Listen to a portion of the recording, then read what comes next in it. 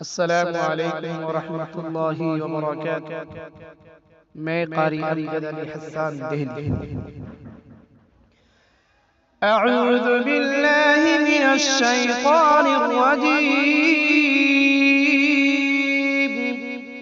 بسم اللہ الرحمن الرحیم۔ لا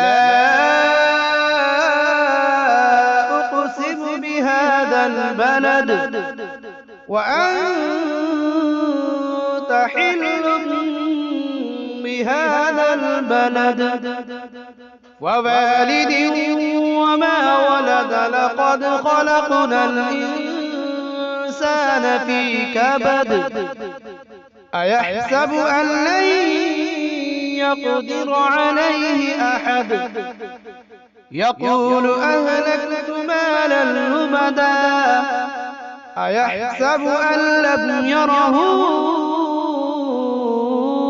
أحد ألم نجعل له عينين ولسانا وشفتين وهديناه النجدين فلاقتحم العقبة وما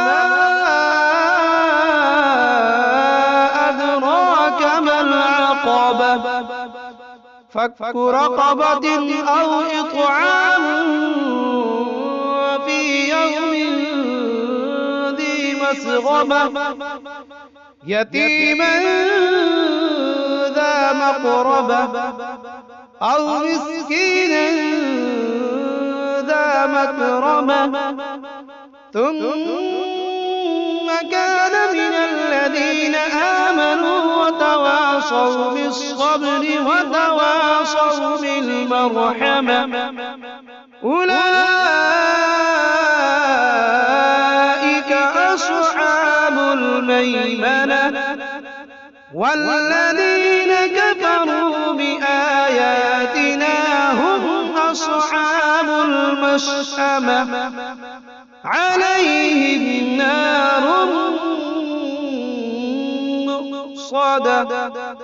صدق الله العظيم۔